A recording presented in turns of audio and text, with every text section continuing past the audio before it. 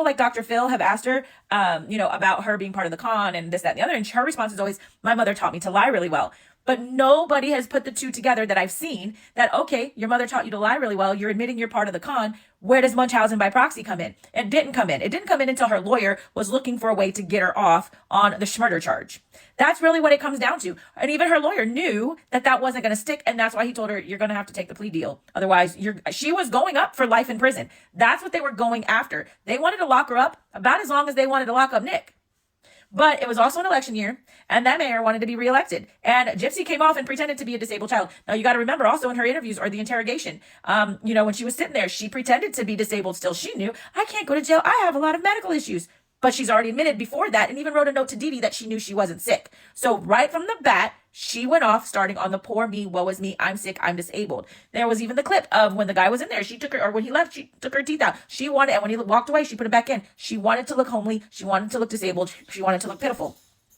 So, but yeah, I would love for somebody in her face on an interview to ask her, why would your mother need to teach you to be a good liar if your mother had Munchausen's? Because Munchausen's means she was legitimately making you sick by giving you things you didn't need and doing things to make you ill. You wouldn't have had to lie. Gypsy Rose Blanchard says, I can't wait for the day that any content creator reads those Facebook messages because it's not going to be what people think it's going to be. What?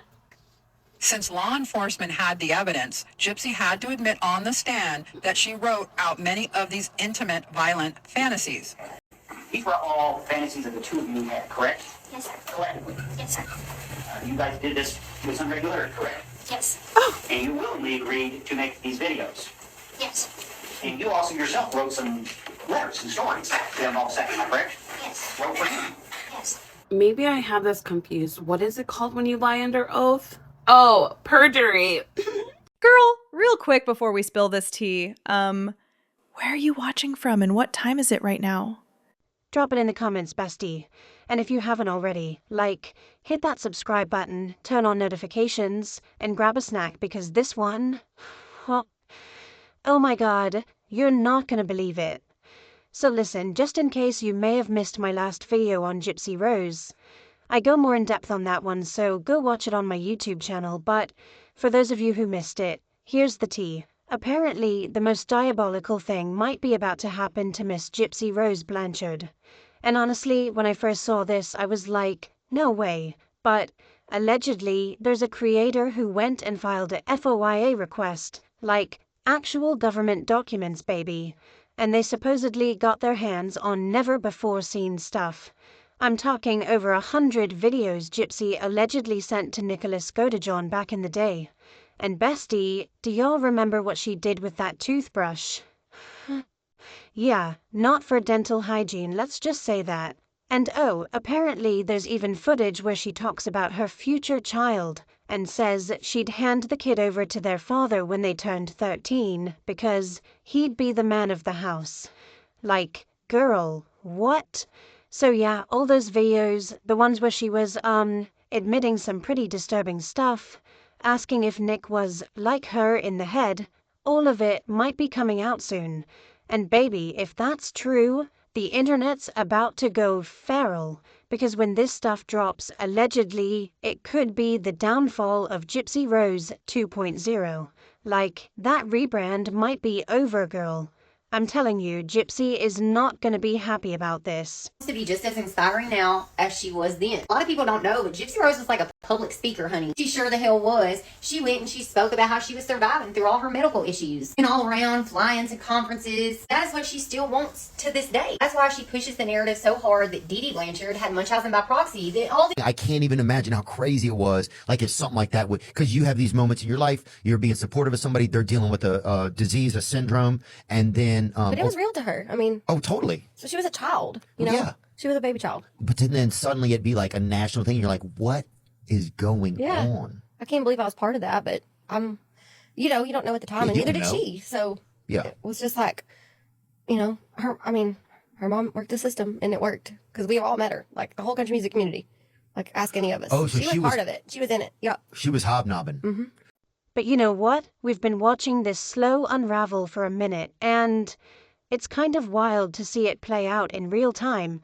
So recently, Gypsy posted this 3-part essay on social media talking about how people are invalidating her abuse and why everyone needs to stop questioning her story. And okay, like, I get it, she's a complex, controversial figure, but here's where it gets messy.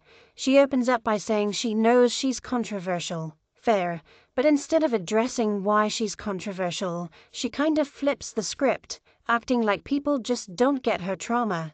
Then she admits her mom was never officially diagnosed with Munchausen by proxy, but says experts strongly believe she had it. And girl, that's not evidence, that's persuasion. That's like saying, well, everyone thinks it's true, so it must be. Gypsy's recent statement, she is now saying that she's reminding you that she lied previously, but now admits that she has 12q1.1. But she wants to assure you that despite this, all her surgeries were not necessary. Yes, they were, because you have microdeletions 12q1.1. She wants you to take her word for it, because she's so innocent and light, that every single doctor decided to happily throw away their years and years of study and career over a mother's word and just abuse an innocent child without any checks. Come on. I think it's game over, Gypsy. Absolutely diabolical. It's a pivot. Then she blames inaccuracies in her memoir on how other people told her story. Like, okay, but if the details keep changing, that's not healing, bestie. That's editing. So now it's like, if her story doesn't add up, it's her co-author's fault. If the details shift, it's part of her healing journey. And if you question it, you're invalidating her trauma. Like, no, girl, that's not accountability. That's PR. And then she drops that manipulative line, would you feel the same way if I had died and my mom lived?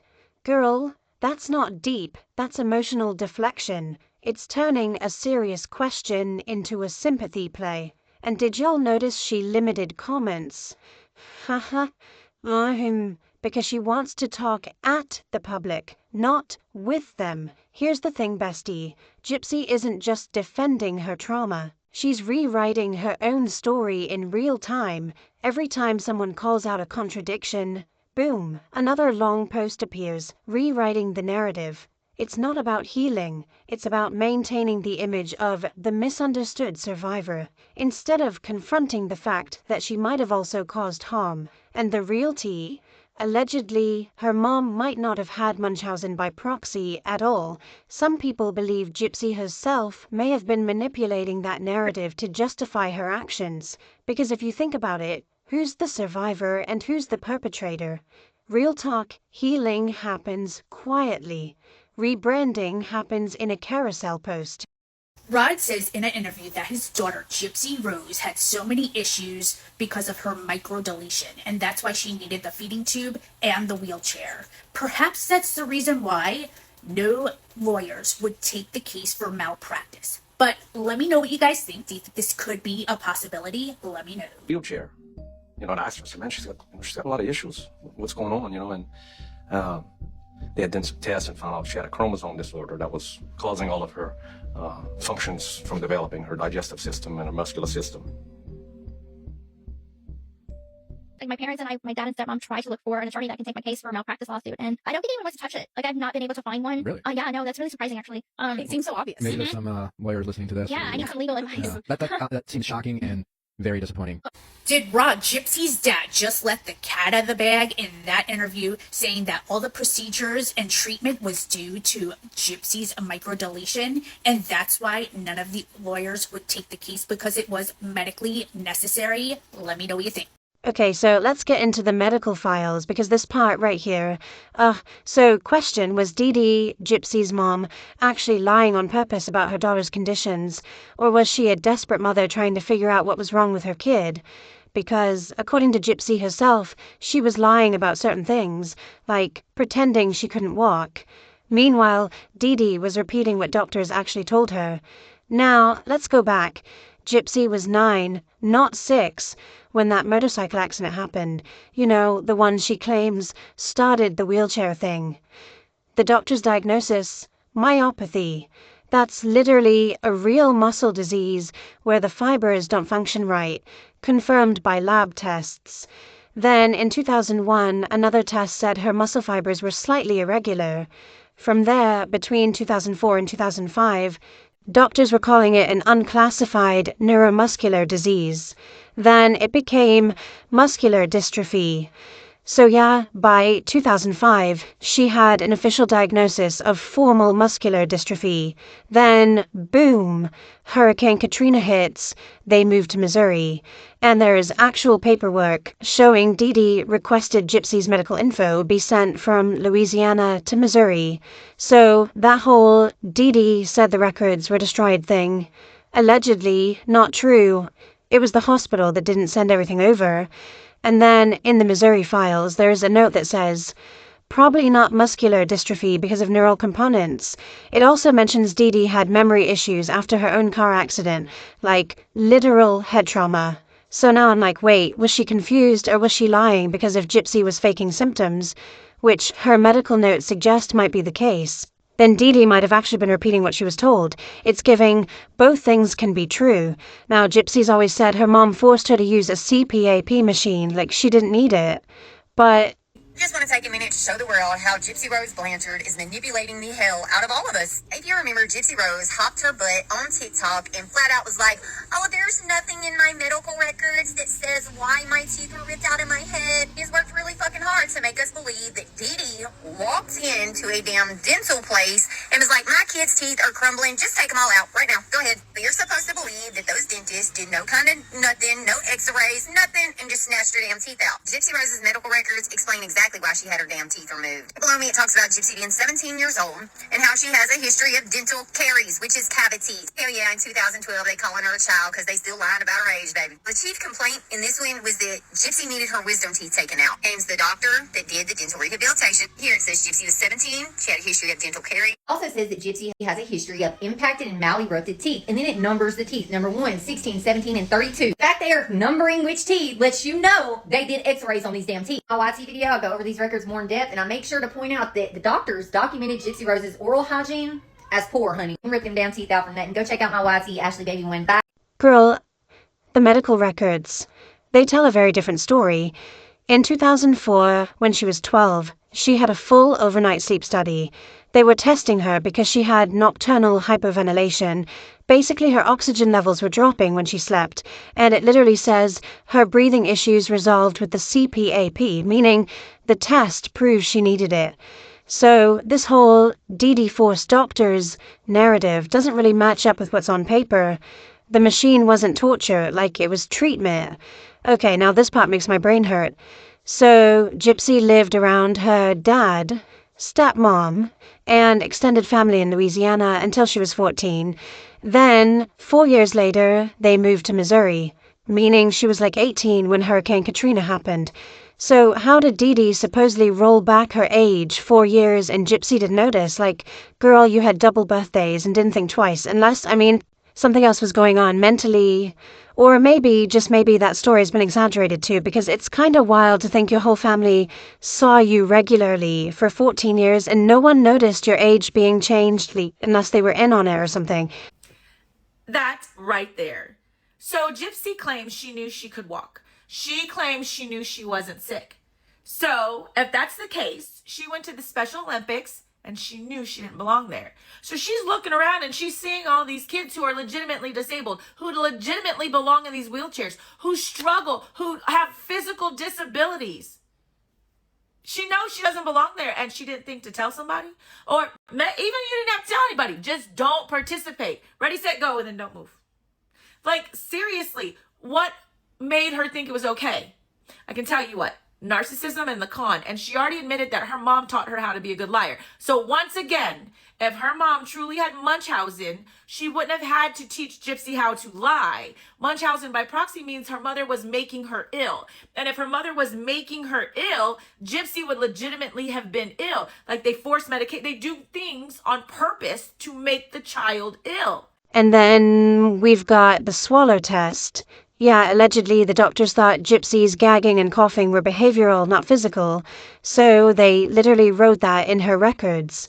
Then, later in 2011, she was labeled developmentally delayed. But that same year, she was already an adult, 19 years old. So was she acting the part? And don't forget, Gypsy herself told Nick that she lied to her mom about her legs, pretending she couldn't feel them. She even said she couldn't tell the truth or she'd lose all her friends. Like, girl, what friends? You said you didn't have any. It's like every version of her story contradicts the last. Dee Dee wasn't doing that. Munchausen by proxy doesn't mean you're going to go to your kid and tell them to lie about being sick. You're legitimately making them sick. So no, Gypsy, your mother didn't have Munchausen's. Your mother wasn't faking all the symptoms. We've already established the timeline. And that's what's making her spiral. The fact that all the evidence is out. We can piece it all together. All the surgeries and medical procedures, minus the teeth, were all done before they even knew what the microdeletion was. She was having those symptoms. And she says that all the tests were unnecessary. No, if you were having symptoms of something, they were very necessary. They had to figure it out. And yes, a lot of things are going to get ruled out. Do you know how many medical tests I've had done? At one point, I was told that my symptoms could possibly have been stomach cancer. And so you know what? They went and they did all the tests. And I don't have stomach cancer. Like, that's when you're sick, you go to the doctor, they run tests, they do things. Anyways, we're going to continue this conversation, but thank you for pointing that out because it's the one thing we didn't mention. But yes, she went to the Special Olympics. She knew she didn't belong there. She stole that prize from kids. She wanted the attention because Gypsy, pick me, love me. I need validation. I need attention. And that's been her entire life. Well, she's getting it now, but apparently she's not loving it. And listen, once that stuff hits the light, it's game over. There's no spinning it. No poor me act. No crying on TikTok. Gypsy is about to get exposed for who she really is because the truth is messy and it doesn't come with a soft filter. Now, before the leak even drops, Gypsy's already out here running her little PR campaign, posting about how she suddenly has memory loss because of deep depression and trauma. Like, girl, this timing is wild. She's basically trying to soften the blow before we even see the files. That whole I don't remember routine, convenient, real convenient. And let's not even start on what she said about prison being simple and the real world being hard. Like, yeah, Gypsy, it's hard when you can't manipulate people anymore. It's hard when the victim card expired. Out here acting like she's struggling because life outside doesn't come with a sympathy discount. Please. And y'all, even her own people knew who she was. Christy literally warned the detectives not to let Gypsy fool them, said straight up that she's smart and she knows exactly what she's doing. Rod, too. Don't get me wrong, at first they played the oh poor Gypsy card, but the second they saw there was money in that storyline, yeah, suddenly Gypsy was the victim. Funny how fast morals change when there's a check involved. Who needs enemies when you have friends like Gypsy Rose has? Because here we had somebody who used to support Gypsy in the comments. And she says, show proof that Gypsy's surgeries were unnecessary because I've seen some crazy stuff lately. And I don't think that this is a horrible thing to request, especially if Gypsy wants to keep supporters. All they're asking is prove what she is saying and disprove what everybody else is saying. And of course, Gypsy's friends ran into the comments. Sheena said she owes you nothing, which would be true, Sheena, if Gypsy was not using this app to grift off of people, nor did she want support still. And this girl goes on to say, look, I've supported her. I've bought her books. I've watched her videos, her shows. And it turns out she lied. So she does owe us an explanation. Again, I think that's fair. And here comes more of her friends. Kelly Bell says, she doesn't owe you a fucking thing. Are you fucking serious? And you can tell the way Gypsy twists things. It's manipulation 101. She told Nick her mom was dying from cancer and begged him to help end her suffering, said it was a mercy thing. That's how she got him to do what he did. She literally framed murder as an act of kindness. Like, what? Meanwhile, if you look back, she wasn't trapped the way she claimed. Girl was sneaking out of the house on foot, going to hospitals, knocking on neighbors' doors, asking for rides. Nobody was holding her hostage. The lies don't even line up, and don't get me started on that whole I didn't know my real age story. Girl had an ID CPS, talked to her, alone, asked if she was okay, and she said she was fine. You mean to tell me you can show government-issued ID but don't know how old you are? Come on now. Then there's that old clip where she's dragging her legs dramatically in the snow, acting like she can't walk, after telling everyone her mom was abusive for not letting her go outside. Like, girl, it's snowing. Dee was probably just trying to keep you from catching pneumonia, not imprisoning you. On what grounds does purchasing a book or watching a TV show mean that an author or a person on TV owes you a goddamn thing? Well, Kelly, if they want us to believe their story, they need to come with some kind of proof. especially when that person had to pay money to see that story. And you know, in friendly fashion, she told this girl, check yourself into the nearest emergency room. And this girl comes back and she calmly says, why are you yelling at me? I supported this girl because my cousin actually went through MVP, and it was awful. I felt such a connection to Gypsy's story, and I was so happy for her. And it turns out she's a big fat liar, and that's insulting to people who supported her. And then she calls Sheena and Kelly out by saying apparently her friends are just as nasty as she is. And then Sheena goes on to say she owes no one, and especially information on her child, when the girl didn't even ask about her child.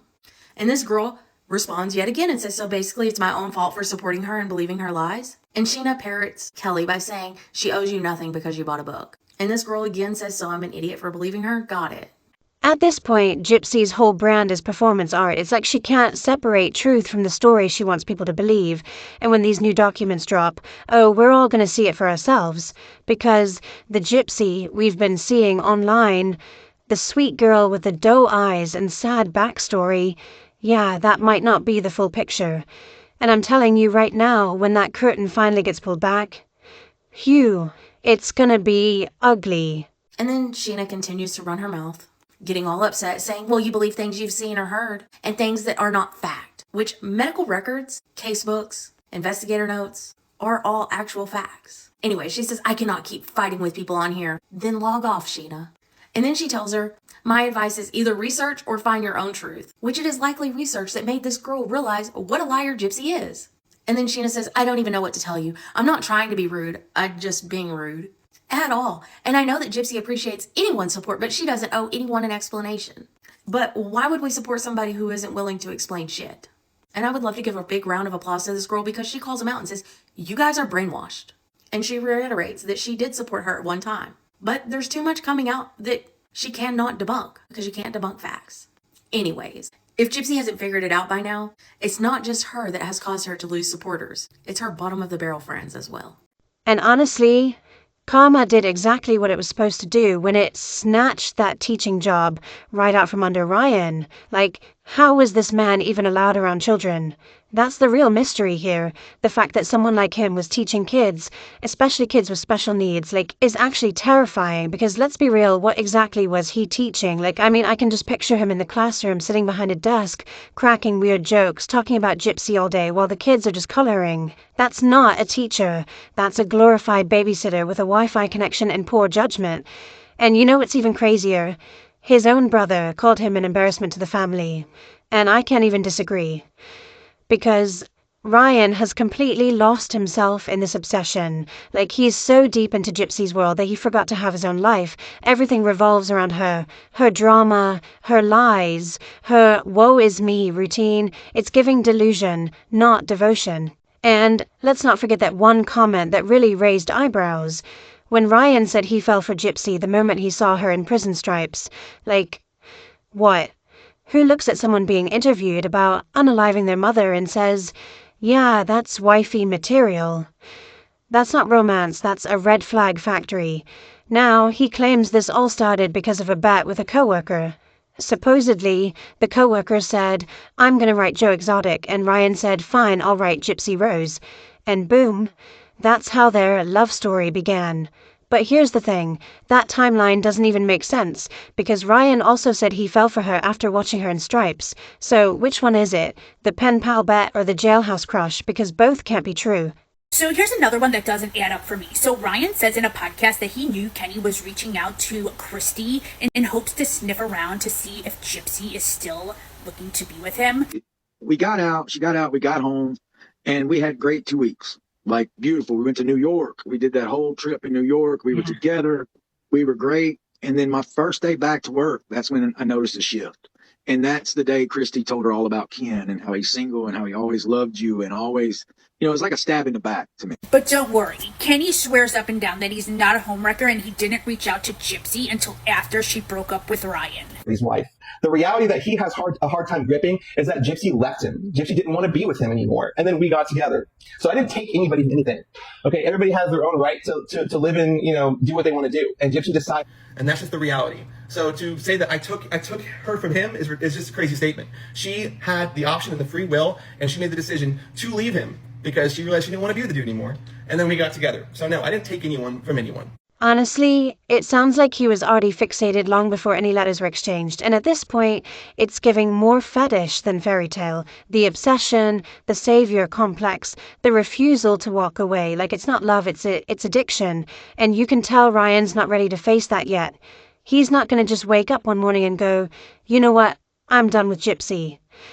That's not happening anytime soon. The man has to hit rock bottom before he even starts to see clearly. If anything, I just hope he listens to his family, because his mom and brother, they see what's happening. They're not haters. They're just watching someone they love spiral.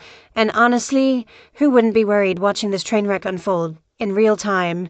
It even gets to the point where Kenny denies that he even spoke with Christy at all. He actually denies reaching out. Even though Ryan says that it did happen 2 weeks after her release, and Gypsy and Christy admit on live television that Kenny did reach out. Why is it that you went to Christy instead of just Gypsy herself? I'm just curious. I didn't go to Christy for anything. I mean, me and Christy have retained a relationship of communication over the last. And just in case you were thinking that Ryan was making up stories, here's Gypsy and Christy admitting that Kenny did reach out to confess his love. So which one do you think, guys? Do you think that Kenny was the homewrecker and he reached out to Gypsy before breaking up with Ryan, or do you think he's full of lies? Let me know. At the end of the day, Gypsy is not the only one who needs to face reality. Ryan does too, because right now, he's living in her fantasy. Anyway, that's all for today's deep dive, you guys. If you made it this far, thank you so much for watching, and seriously, y'all always show so much love and support, and it means everything. Make sure you like the video, drop a comment letting me know your thoughts on this whole Gypsy and Ryan situation. And of course, subscribe to the channel and hit that notification bell so you don't miss any of the tea when it drops. Trust me, what's coming next? You don't want to miss it.